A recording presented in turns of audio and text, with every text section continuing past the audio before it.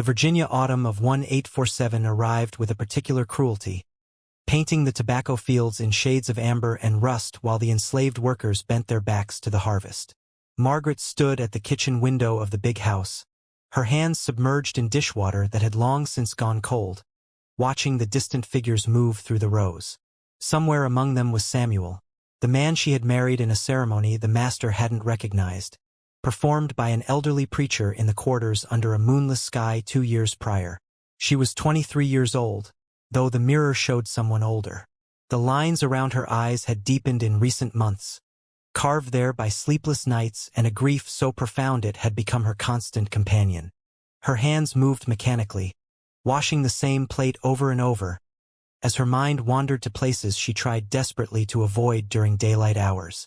Master Harrison Whitfield had purchased her 5 years ago at an estate sale in Richmond, along with her younger sister Caroline and a dozen others.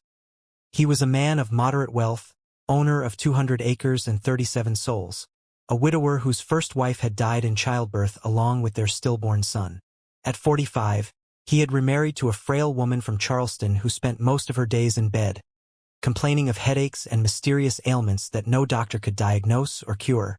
Margaret had worked in the fields initially, her hands learning the particular violence of tobacco leaves, the way they stained and cut and burned. But 6 months ago everything had changed. Mrs. Whitfield's personal maid had been sold off to settle a gambling debt, and Margaret had been summoned to the big house to take her place. She remembered that first day with painful clarity, the way the master's eyes had followed her as she moved through the rooms, the weight of his gaze like hands on her body. The first time he came to her quarters, she had been alone. Caroline was working late in the main kitchen, preparing bread for the next day.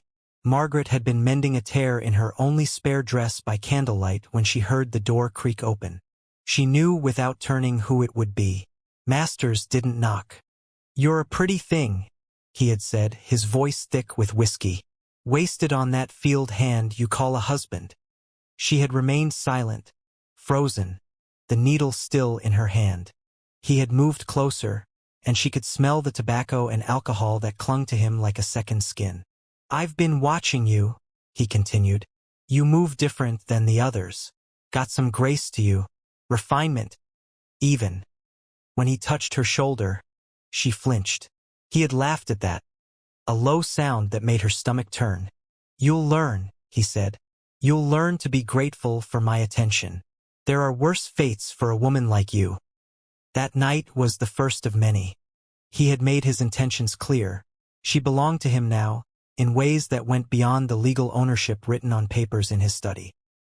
He forbade her from seeing Samuel, posting an overseer outside her door at night, moving her to a small room adjacent to the main house where he could access her whenever he wished.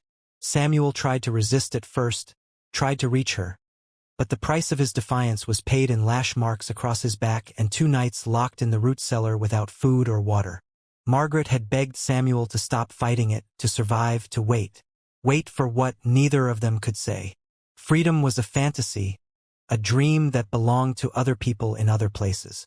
They were property, and property had no rights, no recourse, no hope of justice in any court that mattered. But she had Caroline. Caroline was 19, with the same dark eyes as Margaret but a spirit that burned brighter and fiercer. She worked in the main kitchen under old Betty, the head cook, and she had access to things others didn't: the master's food, his wine, the herbs and roots that Betty kept for flavoring and remedies. She also had knowledge, passed down from their mother who had been a healer before she was sold south and lost to them forever. Their mother had taught them about plants during the brief years they'd had her. Not just the healing kinds, but the others too. The ones that could stop a heart, paralyze a body, make a man wish for death before it finally came. Margaret remembered her mother's voice, low and urgent, as she showed them stems and leaves and roots in the woods behind whatever plantation they'd been on then. "Knowledge is the only thing they can't take from you," their mother had whispered. "Remember everything I show you. Someday you might need it to save yourself or someone you love." Caroline came to see Margaret whenever she could manage it, stealing minutes between kitchen duties. They spoke in whispers, their heads close together, while Margaret's room seemed to shrink around them with the weight of unspoken horrors. "I can't bear this much longer," Margaret had confessed one evening in late September. Her voice was hollow, scraped clean of anything resembling hope. "He's killing me, Caroline. Maybe not my body, but everything that makes me who I am." Caroline had gripped her hands, and Margaret felt how her sister trembled with rage. "I won't let him destroy you," Caroline said. "I've been thinking. There's a way to end this." Margaret had known immediately what her sister meant. They didn't need to speak the word aloud. It hung between them like smoke, like a secret that could get them both killed in ways that would make death a mercy. "It's too dangerous," Margaret whispered, though her heart had leaped at the possibility. "If anyone suspected, if they traced it back to you." "They won't," Caroline interrupted. "Old Betty's been teaching me. I know things now about cooking, about flavoring, about how to hide one taste inside another. And I know what grows in the woods. What Mother showed us." They had sat in silence for a long moment, contemplating the magnitude of what they were considering. Murder was a sin, they'd been taught, an affront to God. But Margaret wondered what God thought of masters who treated women as their personal possessions, who separated husbands from wives, who called human beings property and saw nothing wrong in it. "Oleander," Caroline finally said, barely breathing the word. "It grows wild down by the creek.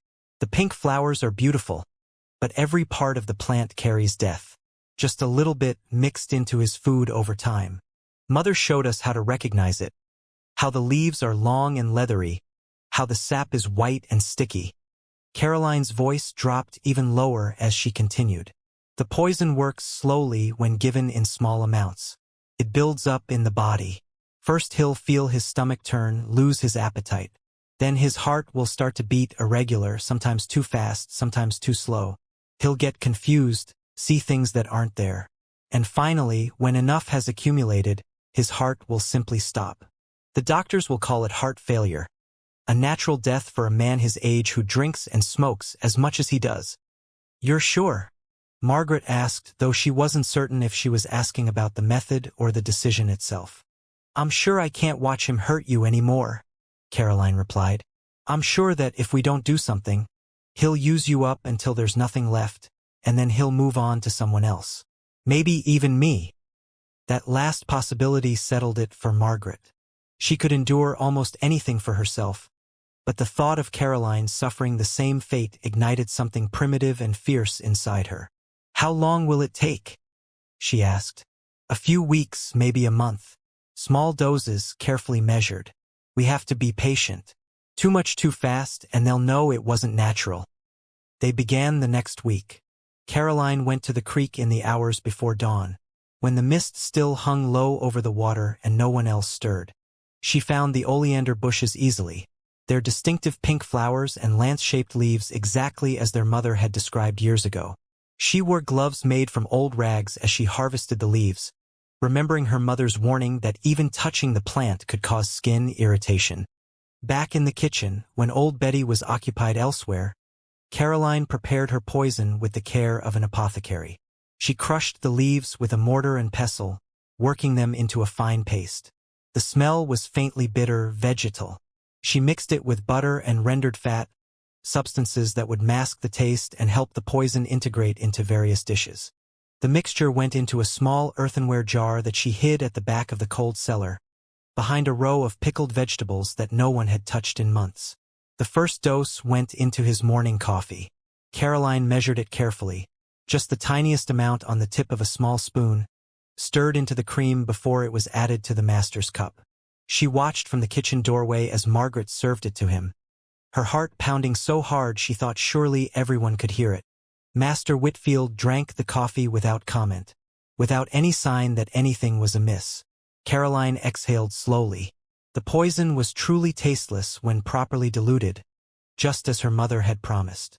For the first 3 days, nothing happened. Whitfield continued his routines, continued summoning Margaret to his chambers at night, continued treating the people he owned with casual cruelty. Caroline began to worry that she'd been too cautious with the dosage, that at this rate it would take months instead of weeks. But on the 4th day, Whitfield complained of nausea during breakfast. He pushed his plate away half-finished and called for peppermint tea, which he believed settled the stomach. Caroline prepared the tea personally, adding another small measure of the poison to it. By that evening, he'd vomited twice and retired early, complaining of weakness. "Must be something going around," he muttered to his wife. "Or that batch of ham was off." The doctor was summoned the next day. He was an elderly man named Carlyle who'd been tending to plantation families for 30 years. He examined Whitfield thoroughly, asked about his diet and habits, checked his pulse and looked at his tongue and eyes. "Your heart seems sound enough," Dr. Carlyle pronounced. "Pulse is a bit rapid, but that could be from the stomach upset. I'd recommend bland foods for a few days, plenty of water, and this tonic twice daily." He produced a brown bottle from his bag and handed it to Mrs. Whitfield with instructions. The tonic was useless, of course. It contained bismuth and herbs meant to soothe digestive complaints, but it couldn't counteract the cardiac glycosides from the oleander that were already circulating through Whitfield's bloodstream, binding to the sodium-potassium pumps in his heart cells. Caroline continued her campaign. She varied her methods to avoid suspicion. Sometimes the poison went into his coffee, sometimes into gravies or stews, occasionally into the wine he drank with dinner. She was always careful about amounts, always conservative, knowing that patience was essential. Too much too fast would cause acute symptoms that might raise questions. But slow and steady, allowing the toxins to accumulate gradually, would look exactly like a natural decline. By the end of the second week, the changes in Whitfield were undeniable. His face had taken on a grayish cast, and dark circles had appeared under his eyes. He'd lost weight. His appetite severely diminished by the persistent nausea. His hands trembled slightly when he reached for things, and he'd taken to using a cane to steady himself when walking. "I feel like death warmed over," he complained to his wife one evening, and Caroline, serving their dinner, had to suppress a grim smile at the accuracy of his observation. The trembling in his hands grew worse. This was another effect of the oleander. It disrupted nerve function, caused muscle weakness and coordination problems. Whitfield dropped a glass one afternoon, the crystal shattering against the floor of his study. He stared at his hand as if it had betrayed him, flexing his fingers experimentally. "Strange," he muttered. "Never had problems like this before." Dr. Carlyle visited more frequently now, his brow furrowed with concern. He'd seen patients decline like this before, middle-aged men who seemed healthy one day and were dead the next. The heart was a mysterious organ, he told Mrs. Whitfield. Sometimes it simply gave out without warning, particularly in men who lived hard lives of drinking and tobacco and rich foods. He prescribed bed rest and a different tonic, this one meant to strengthen the heart. It contained digitalis, ironically, another cardiac glycoside similar to those found in oleander. The doctor didn't realize he was essentially adding to the poison load, compounding the very problem he was trying to treat. In the third week, Whitfield began experiencing visual disturbances. He complained of seeing halos around lights, of colors seeming too bright or strangely tinted. One night he told his wife he'd seen someone standing in the corner of their bedroom, but when she lit a lamp, no one was there. "Tricks of the light," he insisted, but Margaret saw the fear in his eyes. He knew something was deeply wrong with him, even if he couldn't identify what. The confusion came next. Whitfield would forget what he was saying mid-sentence, would call people by wrong names, would become irritable and disoriented. One afternoon he tried to get out of bed and collapsed, his legs simply refusing to hold him. 2 field workers had to carry him back to bed, where he lay pale and shaking, frightened by his body's betrayal. "Am I dying?" he asked Dr. Carlyle during the next visit. The doctor hesitated, then said carefully, "Your heart is very weak, Harrison. I won't lie to you. You need to get your affairs in order. Make peace with God. Say the things that need saying." Whitfield sent for his lawyer that afternoon and spent several hours revising his will. Margaret heard him through the study door, his voice weak and hoarse, dictating instructions about property distribution and debts. He made no provisions for any of the enslaved people he owned, of course. They would simply be sold along with the other assets of the estate. That night was the last time he summoned Margaret. She went to his room with dread, unsure if he'd even be capable of what he usually demanded. She found him propped up on pillows, breathing shallowly, his skin slick with sweat despite the cool temperature. He looked at her for a long moment, and for the first time, she saw something almost like regret in his eyes. "I haven't been a good man," he said quietly. Margaret said nothing. There were no words adequate to respond to such a vast understatement. "I know what people will say about me when I'm gone," he continued. "But I want you to know. I thought I was within my rights. The law says you're my property. I didn't think." He trailed off, his breath catching. Margaret stood frozen, unsure if he was trying to apologize or justify himself. Perhaps he didn't know either. "You should rest, master," she finally said. The word master, tasting like ash in her mouth. "Yes," he agreed weakly. "Rest. That's all I want now. Just rest." She left him there and didn't return. The next morning, Caroline added a more generous measure of the oleander to his breakfast tray. Not enough to be obvious, but more than the careful doses she'd been using. It was time to finish this. Throughout that day, Whitfield's condition deteriorated rapidly. His heartbeat became wildly irregular, racing one moment, nearly stopping the next. He vomited repeatedly, though there was little left in his stomach to expel. His skin took on a bluish tinge as his circulation faltered. Dr. Carlyle arrived in late afternoon and immediately shook his head. "It won't be long now," he told Mrs. Whitfield. "His heart is failing. I'm surprised he's held on this long, frankly." The doctor administered morphine for the pain and fear, then settled in to wait. This was the part of his profession he liked least. Watching a patient slip away, unable to do anything but provide comfort in final hours. As evening approached, Whitfield's breathing became labored and irregular. He slipped in and out of consciousness, sometimes lucid, sometimes rambling about his childhood or his first wife or things that made no sense.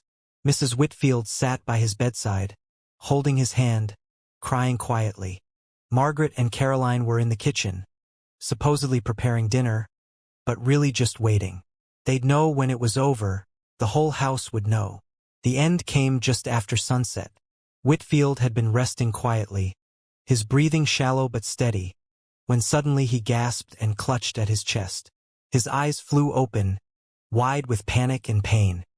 His back arched as every muscle in his body seized, his heart struggling through its final spasms. "Harrison!" Mrs. Whitfield screamed, gripping his hand tighter. "Doctor!" But Dr. Carlyle was already there, checking for a pulse, finding nothing. Whitfield's eyes stared at the ceiling, no longer seeing anything. His mouth hung open in a final, silent cry. "He's gone," the doctor said softly, closing Whitfield's eyes with gentle fingers. "I'm very sorry, Mrs. Whitfield." His heart finally gave out. The wail that came from Mrs. Whitfield echoed through the house, a sound of genuine grief that made Margaret feel an unexpected twist of guilt. Whatever Whitfield had been to his wife, she had loved him, had just watched him die in agony, was now facing widowhood and an uncertain future. But that guilt was small and distant compared to the overwhelming relief Margaret felt. He was dead. The man who'd tormented her, who'd treated her as property to be used, who'd separated her from Samuel. He was finally, truly dead. She and Caroline looked at each other across the kitchen, and no words were needed. They'd done it. They'd actually done it. The household descended into the rituals of mourning. The mirrors were covered. The clocks stopped at the time of death. Black crepe hung from the windows. Dr. Carlyle signed the death certificate, listing the cause as cardiac arrest with no hint of suspicion. Why would there be? Everything about Whitfield's final weeks had pointed to a man whose heart was failing, whose body was giving out. The progression had been textbook: gradual decline, increasing symptoms, final crisis. It looked exactly like what the doctor expected to see. The burial was scheduled for 3 days later, time enough for word to spread to relatives and neighbors, for the body to be prepared, for all the proper arrangements to be made. During those 3 days, Margaret felt as if she were moving through a dream.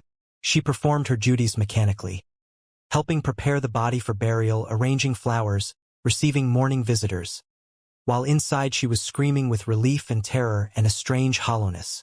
At night, alone in her room, she prayed. Not for forgiveness exactly, because she wasn't certain she regretted what she'd done, but she prayed for understanding, for some sign from God that he saw the impossible situation she'd been in, that he didn't condemn her for choosing survival over moral purity. Caroline seemed less troubled. She went about her work with quiet satisfaction, as if she'd completed a difficult but necessary task and could now move forward. When they had a moment alone together, she squeezed Margaret's hand and said simply, "You're safe now. That's what matters." But Margaret knew it wasn't that simple. Yes, Whitfield was dead, but they were still enslaved. The fundamental injustice of their situation hadn't changed. A new master might emerge, or they might be sold, and everything could begin again. The funeral was held on a Thursday morning, cold and gray with the promise of rain. The entire household attended, the enslaved workers standing at the back of the cemetery while the white families sat near the grave. The preacher spoke of Whitfield's contributions to the community, his business acumen, his devotion to his wife. He didn't mention the 37 human beings Whitfield had owned, had worked, had sometimes hurt or violated. Those weren't considered relevant to the measure of a white man's character. Margaret stood beside Caroline, her head bowed, her face carefully neutral. She watched the coffin being lowered into the ground and felt nothing but numbness. The man inside that box had caused her immense suffering, and she'd been instrumental in his death, and now he was being buried with full honors while she remained property. The injustice of it all was staggering. After the burial, as mourners gathered at the big house for the funeral meal, Margaret overheard conversations about the estate. Mrs. Whitfield would keep the plantation, several relatives advised, perhaps with a manager to handle the business end. But others suggested she sell everything and move to town, start fresh somewhere without so many memories. Margaret listened and waited, understanding that her fate would be decided by these conversations, by the financial considerations and social pressures acting on a grieving widow. The answer came 2 weeks later. Mrs. Whitfield announced she would indeed move to town, to a smaller house she'd inherited from an aunt. She would keep only essential staff, old Betty, Caroline, Margaret, Samuel, because Caroline had vouched for his usefulness, and a few others. The rest would be sold to pay off debts and provide income. It was a partial victory, Margaret supposed. She and Samuel wouldn't be separated. Caroline would remain with them, but they were still owned, still subject to sale at any time if Mrs. Whitfield changed her mind or needed money. Samuel came to Margaret the night after the announcement. The overseer who'd guarded her door was gone, his services no longer required. Samuel held her in the darkness of her small room, and she felt the tension she'd been carrying for months finally begin to ease. "He's gone," Samuel whispered. "Whatever else happens, he's gone and he can't hurt you anymore." "I helped kill him," Margaret said, speaking the truth aloud for the first time. "Caroline poisoned him, and I knew about it, and I served him the food that contained the poison. I'm a murderer." "You're a survivor," Samuel corrected firmly. "Don't let them take that from you. Don't let their evil make you believe you're evil for fighting back." But Margaret wasn't sure she believed that. The nightmares began shortly after. Dreams where Whitfield's corpse rose from his coffin, pointing at her with an accusing finger, his mouth opening to reveal maggots and decay as he pronounced her guilty, damned, irredeemable. She would wake gasping, heart racing, and Samuel would hold her until the panic passed. He never asked about the dreams, never pressed her for details she wasn't ready to share. He simply bore witness to her suffering and offered what comfort he could. The move to town happened in early December. The new house was smaller but comfortable, located on a respectable street near the center of Richmond. It had a stable, a small garden, and quarters for the household staff in a separate building behind the main house. Mrs. Whitfield proved to be a less demanding mistress than her husband had been. She spent most of her time in her sitting room, reading or doing needlework, receiving occasional visitors but generally keeping to herself. She seemed diminished by widowhood, smaller and more fragile, as if part of her had been buried with her husband.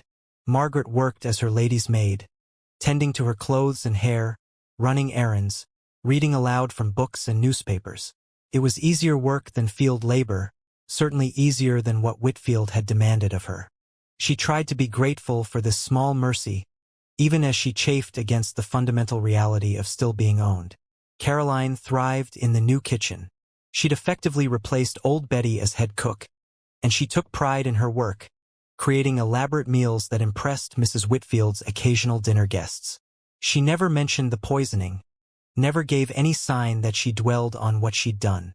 Margaret envied her sister's ability to compartmentalize, to separate action from guilt. The years passed in this uneasy stability. 1848 became 1849, then 1850. The country was fracturing over questions of slavery and states' rights, growing increasingly polarized. In the North, abolition movements gained strength.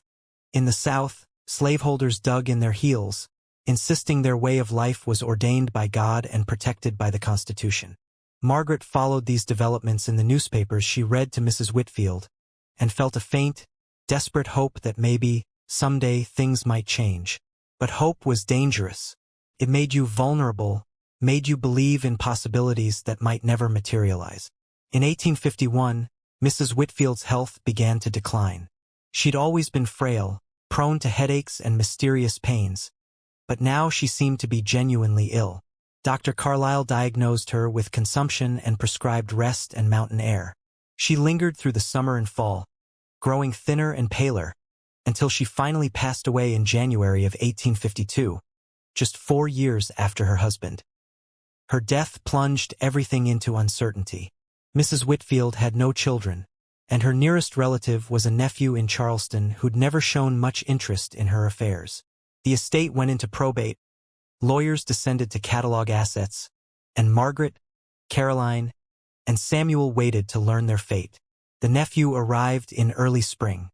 His name was Thomas Whitfield, and he was everything his Uncle Harrison had been, entitled, casual in his cruelty, viewing enslaved people as nothing more than investment opportunities. He took one look at the household, calculated the values involved, and announced his intention to sell everything and return to Charleston with the proceeds. The auction was scheduled for April 15, 1852. Margaret had been through this before, knew what to expect, but it didn't make the experience any less traumatic.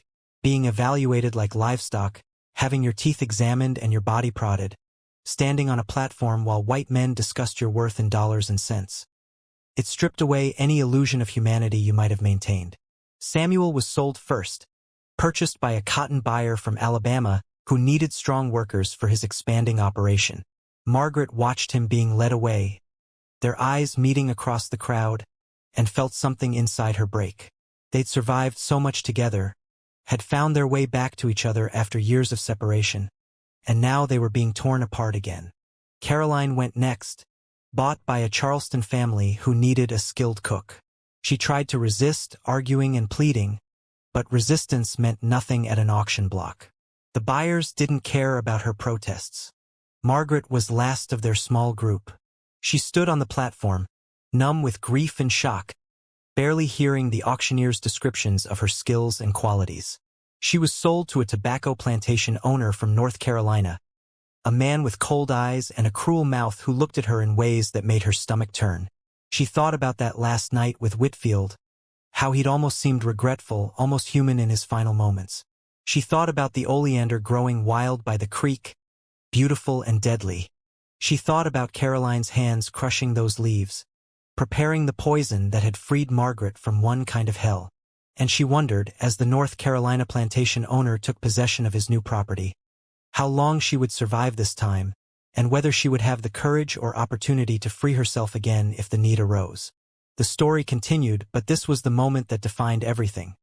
Standing on that auction block, having killed her tormentor only to end up in new hands, realizing that individual acts of resistance, no matter how justified or necessary, couldn't change a system built on human bondage.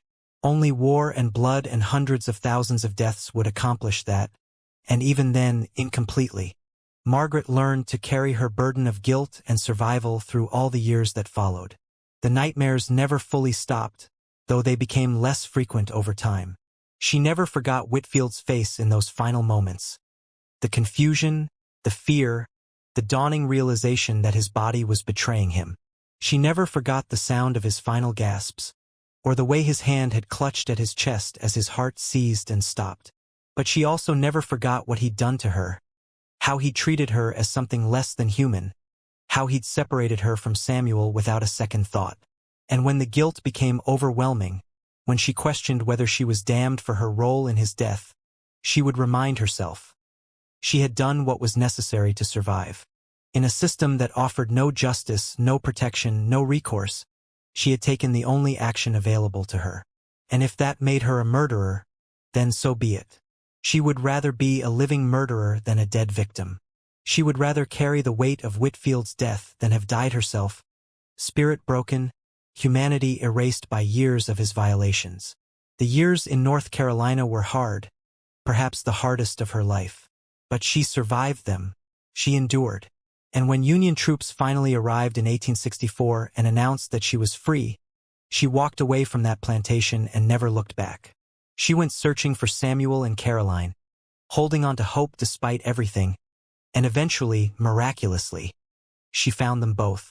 They rebuilt their lives in freedom, carrying their scars and secrets, and Margaret lived to see the turn of the century. She died in 1901, 67 years old, surrounded by family, legally human at last. And in her final moments, as her mind drifted between past and present, she thought of Master Harrison Whitfield one last time. She felt no satisfaction in his death, no triumph, no sense that justice had been served. She felt only the weight of what survival had cost her, and the determination that had kept her alive when so many others had been crushed. "We did what we had to do," she whispered. And then she was free.